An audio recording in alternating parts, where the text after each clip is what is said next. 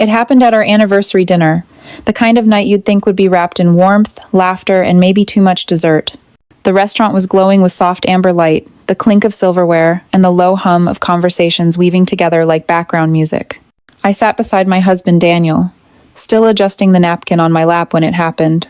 My mother-in-law, Patricia, slowly lifted her wine glass. She smiled, but not at me. Her eyes darted across the table, skipping me entirely, before she finally said it words that still burn in my memory. "You'll never belong here." Her voice wasn't loud. She didn't need volume. Every person at that long table heard it like she dropped a stone into still water. The ripple of silence spread instantly. I froze. My fingers tightened around my glass, so tight I thought it might shatter. My cheeks burned, but I kept my face still, my body upright, as if nothing happened. On the outside, I looked composed. On the inside, it felt like someone had poured a bucket of ice water down my spine. My heart pounded against my ribs, and my stomach twisted so hard I could barely breathe. I glanced at Daniel, but he was staring at his plate, pretending to rearrange his fork like it had suddenly become the most interesting object in the world. He didn't look up. Not once. I wanted to laugh, not because it was funny, but because the absurdity of it all hit me at once. Here we were, celebrating years of marriage, family gathered in one of the nicest restaurants in town, candles flickering, champagne glasses catching the light.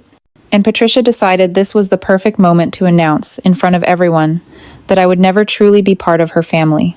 No one else moved. Daniel's brother cleared his throat like maybe he'd say something, but then he just coughed into his napkin and sipped water. His wife shifted uncomfortably, her eyes bouncing between me and Patricia. My father-in-law? He didn't even blink. Just kept slicing into his steak, chewing slowly, as if nothing out of the ordinary had happened. I smiled. Not because I found it amusing, but because I knew the game. Patricia loved control. She thrived on being the center of gravity, the one everyone orbited around. If she could make me small in front of others, it meant she still held power. That night, though, she didn't realize she'd just handed me a stage. I leaned back slightly, my glass still in hand, pretending to savor the wine even though it tasted bitter now. My chest felt like it might crack from the pressure, but I kept my voice calm, smooth. "Well," I said softly, almost like I was talking to myself, "then tonight will be unforgettable for both of us." Patricia tilted her head, confused for half a second. Then the chatter resumed, awkward and forced, like a show trying to restart after the curtain had ripped. But the seed had been planted. Inside, I was already planning. The truth is, this wasn't new. Patricia had a long history of drawing invisible lines, of reminding me I was an outsider. Thanksgiving? She made me sit at the kids' table because, in her words, there wasn't enough room at the main one. Christmas? She handed out gifts with everyone's names labeled except mine, said she must have misplaced it, though she never did. Last summer at the family barbecue, she introduced me to her church friends as Daniel's roommate, as if our marriage license were just a rumor.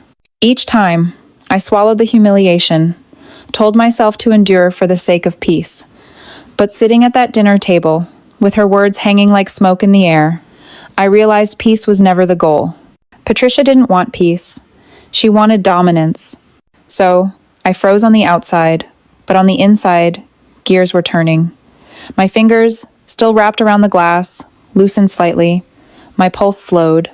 And for the first time in years, I didn't feel like a victim of her cruelty. I felt steady. I glanced around the table. The flickering candles made shadows dance across everyone's faces. I could see the discomfort in their eyes. They knew Patricia had gone too far, but no one would challenge her. That was the unspoken rule. She was untouchable. Except maybe not anymore. I smiled again, this time with intent.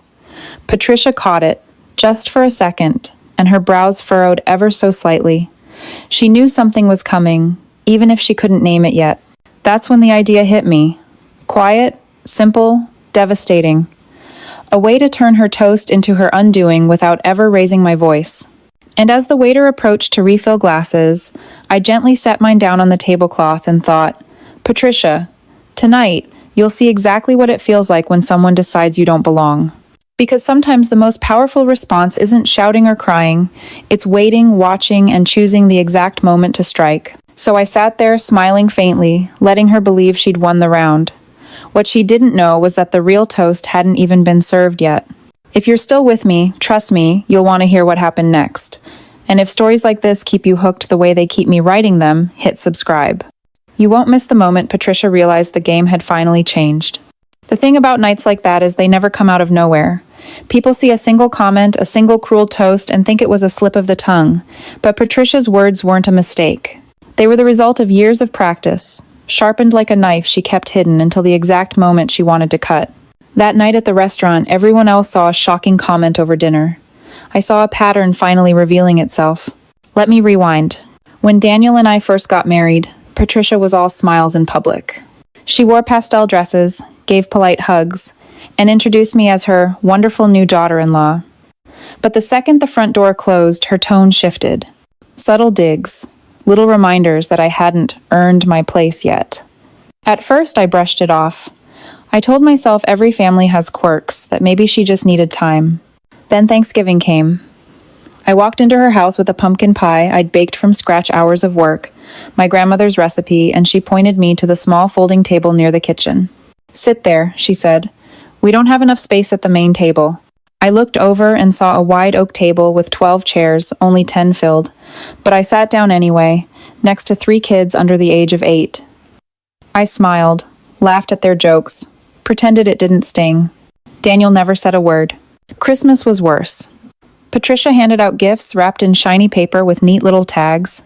She placed one in every lap, except mine. "Oh, I must have misplaced yours," she said, loud enough for the entire living room to hear. Her sister chuckled. Her brother-in-law smirked. And me? I sat there holding nothing, my hands empty in my lap, my face burning as if the missing gift itself had spotlighted me. Daniel whispered that he'd talk to her later, but later never came. I started noticing the pattern. Patricia didn't need to yell. She didn't need to be cruel in private. Her favorite stage was in front of an audience. Public humiliation was her way of tightening her grip on the family hierarchy. Every time I walked into a gathering, I could feel it coming, like a storm will break even under blue skies. The family barbecue last summer sealed it. We had neighbors over, Daniel's coworkers, even Patricia's church friends. I'd spent all morning helping set up tables, arranging salads, grilling alongside my father-in-law. When Patricia finally introduced me, she smiled sweetly and said, "This is Daniel's roommate." The laughter that followed still echoes in my head, not because it was funny, but because no one corrected her. Not Daniel, not his siblings, not even his father. I was left standing there, holding a platter of burgers, pretending it was a joke I could laugh at too. But inside, I felt erased. So when Patricia raised her glass at the anniversary dinner and said, "You'll never belong here," it wasn't a surprise. It was the crescendo of a song she'd been playing for years.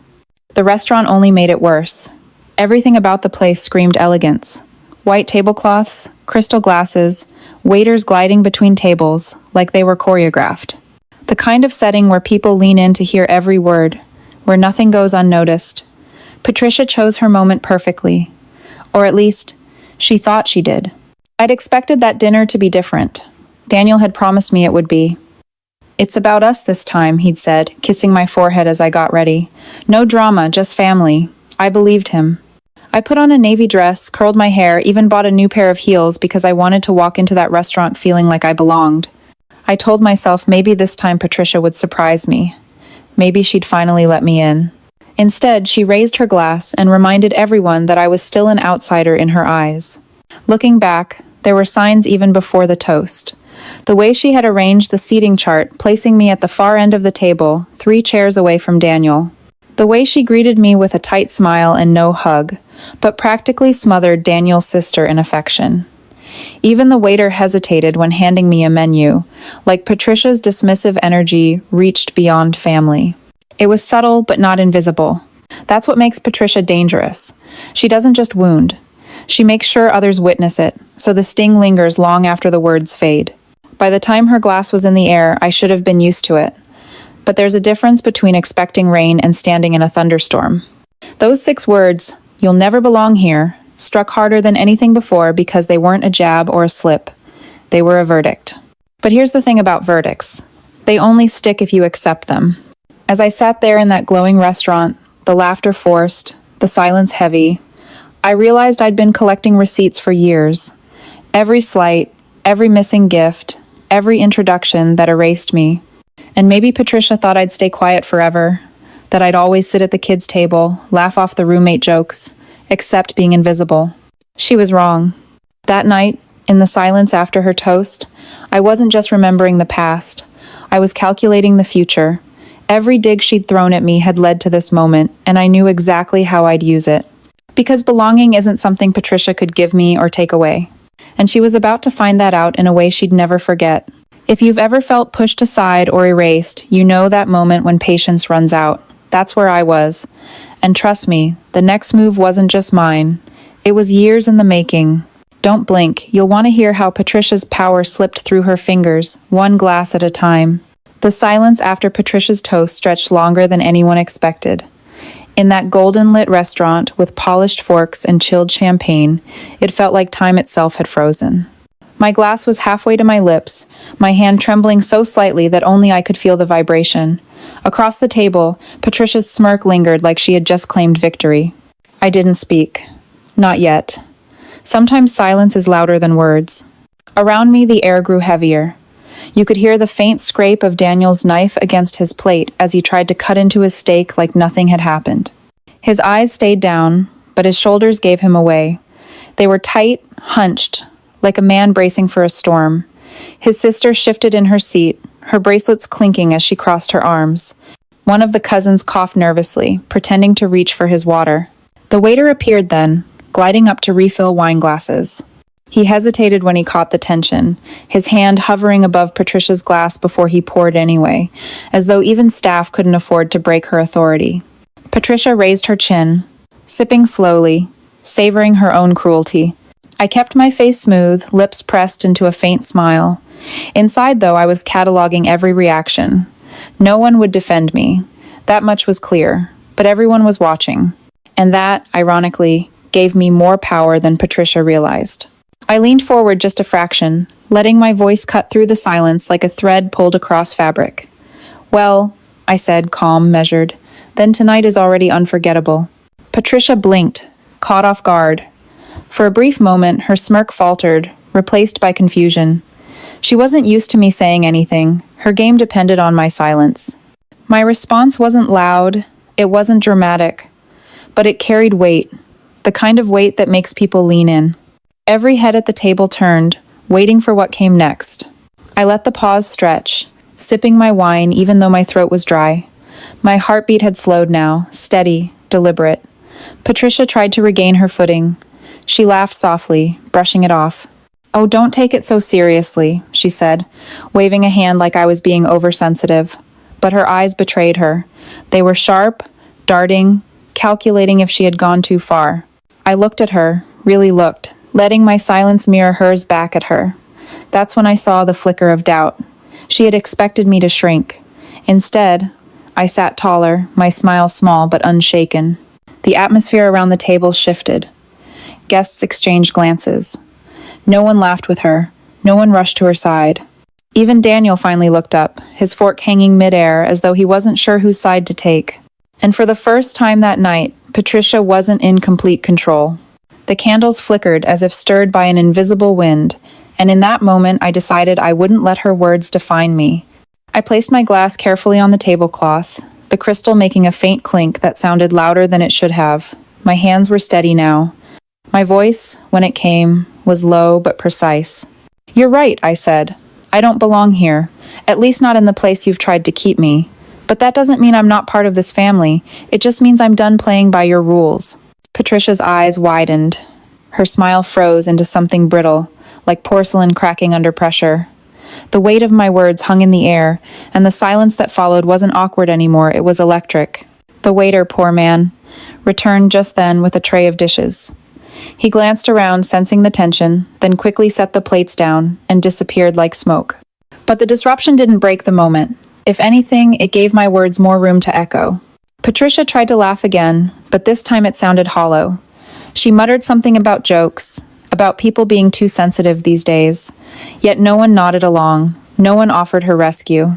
She was alone in her own performance, and the audience wasn't clapping. I sat back, calm, collected, letting her flail in the silence she had created. And in that fragile space, I felt something shift inside me. For years, I had carried her insults like weights, dragging them around quietly, pretending they didn't matter. But now, at that long, glittering table, I realized those weights weren't mine to carry anymore. Patricia wanted me small, invisible, erased. Instead, I had claimed the spotlight she built. And as I lifted my fork to finally taste the dinner I hadn't been able to touch before, I knew this wasn't the end of the evening. It was only the beginning of Patricia realizing she could no longer predict my moves. Because when someone tells you that you'll never belong, you have two choices. You can shrink into the corner they've drawn for you, or you can redraw the lines entirely. That night, I chose the latter, and Patricia had no idea what was coming next. The rest of the meal unfolded in a strange kind of quiet. Knives scraped against plates, glasses clinked, but the usual chatter was missing. It was as if Patricia's toast had sucked the air out of the room, and my words had nailed the silence into place.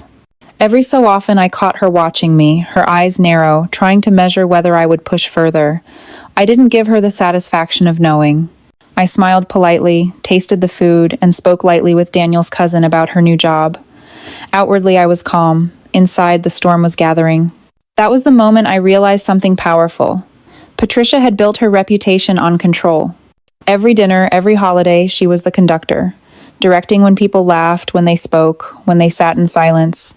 But that night, she had miscalculated. She thought humiliating me in public would make me shrink. Instead, she'd given me the stage, and I wasn't planning to waste it. I decided then that if Patricia wanted a show, I would give her one. Not by screaming, not by creating the scene she expected, but by doing something far worse to her, exposing her. The opportunity came sooner than I imagined. When dessert menus arrived, Patricia waved them away dramatically, claiming she was watching her sugar. But the truth was, Patricia loved her indulgences. I had seen her sneak cake at midnight during family visits. She didn't pass up sweets, she passed up sharing them. She wanted the control of choosing who deserved a slice. So when the waiter leaned in to ask if we wanted coffee or anything else, I smiled and said, "Actually, can we see the check first?" Patricia's head whipped toward me. Her eyes widened just enough for me to see the panic flicker. She wasn't used to anyone handling the bill. That was always her domain, her way of signaling that she was the family matriarch, the provider, the final word. The waiter nodded and disappeared. Conversations around the table faltered again, as though everyone sensed the tension building. Daniel looked at me curiously, but I kept my expression neutral. When the waiter returned, he placed the leather-bound folder discreetly on the table. Normally, Patricia would snatch it up before anyone else touched it, but this time, I was faster. My hand rested on it first, and I slid it toward me without breaking eye contact with her. "Let me take care of this tonight," I said calmly, loud enough for everyone to hear. A murmur rippled through the table. Patricia laughed sharp, nervous. "Oh no, dear, you don't need to do that. We can split it like we always do." But everyone knew she never split. She controlled, she signed, and she basked in the gratitude. I opened the folder, glanced at the total, and slipped my card inside. Then, without a word, I slid the folder to the waiter. But not before I said one more thing, softly, almost too soft for anyone but Patricia to catch. "Actually, why don't you put it under her name?" I tilted my head toward Patricia, my smile sweet. She raised the toast. It seems only right she closes the evening. For the first time that night, Patricia's composure cracked. Her jaw tightened, her cheeks flushed a deep red. She opened her mouth to protest, but the waiter had already taken the folder. And with the entire family watching, she couldn't claw it back without looking petty. The table buzzed faintly, hushed whispers bouncing from cousin to cousin. Some tried to hide their smirks behind wine glasses. Others stared openly, eyes wide, as though they'd just seen the queen stumble on her crown. Daniel shifted uncomfortably, but even he didn't intervene. Maybe he knew this was overdue. Maybe he realized this was the moment I stopped being an outsider, not by asking to belong, but by forcing Patricia to show her hand. When the waiter returned with the receipt, he set it neatly in front of Patricia. For a long moment, she didn't move.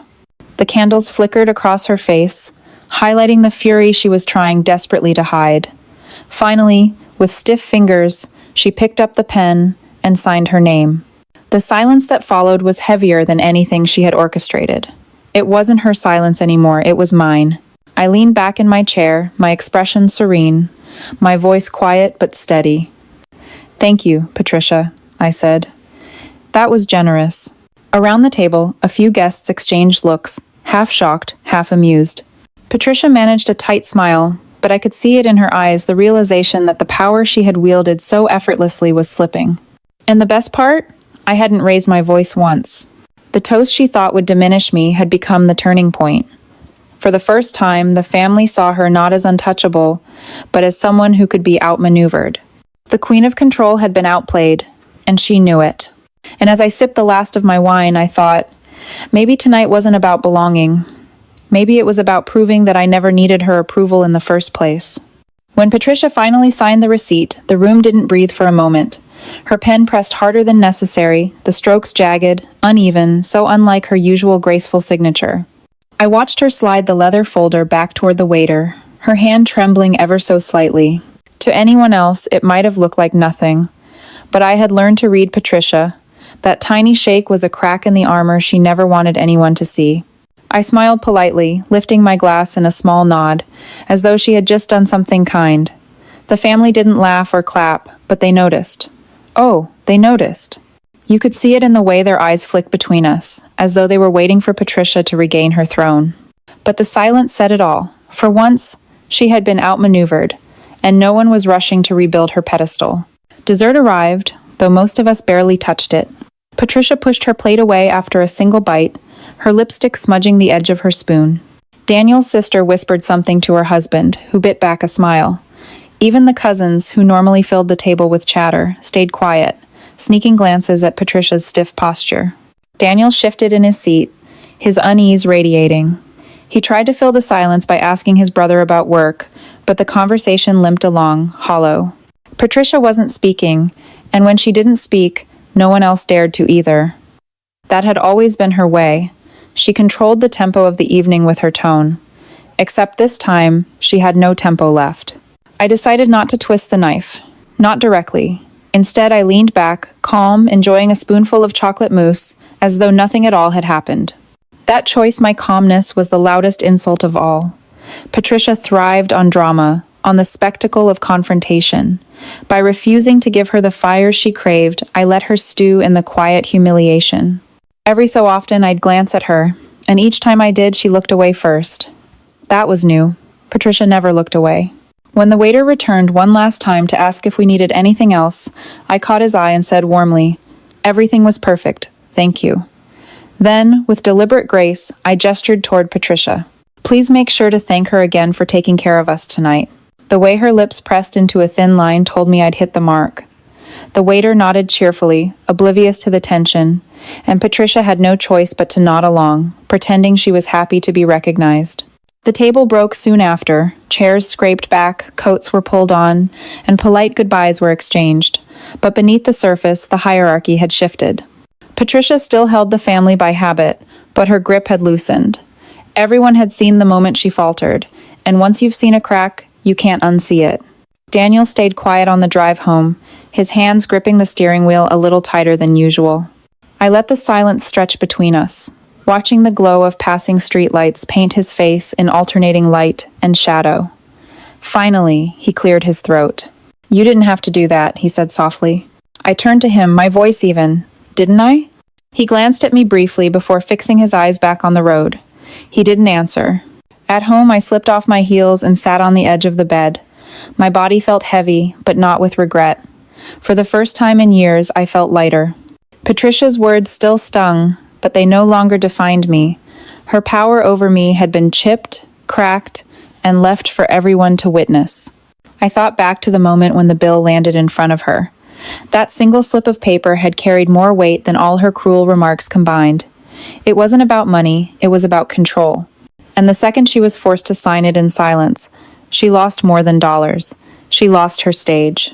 That night, Patricia walked into the restaurant believing she would humiliate me. Instead, she walked out carrying the humiliation herself, tucked under her arm like the signed receipt she couldn't erase. And I? I walked out taller, not because I had destroyed her, but because I had proven to myself most of all that her approval was no longer the currency I needed. The family might pretend the evening never happened. They might sweep it under the rug, chalk it up to tensions or misunderstandings. But I knew, and Patricia knew, the balance had shifted. For once, Patricia wasn't untouchable, and as I turned off the bedroom light that night, I couldn't help but smile. Because the game Patricia had been playing for years, it was finally on my terms now. The next morning, the house was quiet, sunlight spilling through the curtains in soft golden stripes. Daniel was already gone for work, leaving only the faint smell of his aftershave in the hallway. I sat at the kitchen table with a cup of coffee, replaying the night in my mind. Patricia's words, her smirk, the way her hand shook as she signed the bill, it all lingered like smoke after a fire. For years, I had let her define me with little jabs and carefully placed humiliations.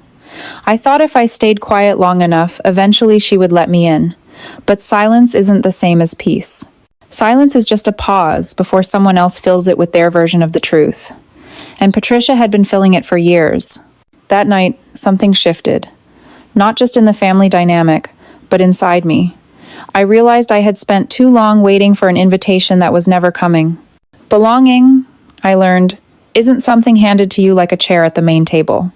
It's something you claim for yourself, even if someone else tries to lock the door. Patricia may never like me. She may never accept me as part of her family in the way she accepts others, but she doesn't get to decide my worth. She doesn't get to decide whether I belong in Daniel's life or in the lives of the people who saw me differently after that dinner. Because here's the truth. Sometimes you don't need to win someone over. Sometimes the quiet strength of standing your ground is enough. I don't know if Patricia understood what she lost that night. Maybe she still tells herself she won, that her toast was just a harmless joke. Or maybe, in the stillness of her own home, she feels the sting of realizing she couldn't control the story anymore. All I know is that I walked away lighter. Not because the battle is over, it never really is with people like Patricia, but because I stopped fighting for a seat at her table. I realized I could build my own. And maybe that's the lesson buried beneath the humiliation and the silence. You don't need everyone's approval to belong. Sometimes the power comes from knowing you're enough, even when someone else refuses to see it. I'll leave the rest for you to decide. Was I too harsh, too bold, or was it finally time someone showed Patricia she wasn't untouchable? If you've ever felt like an outsider, maybe you know the answer already. And if stories like this keep you thinking long after they end, stay with me. There are more truths, more lessons, and yes, more battles to share. Hit subscribe so you won't miss the next one. After all, you never know when the quietest voice in the room will change the story forever.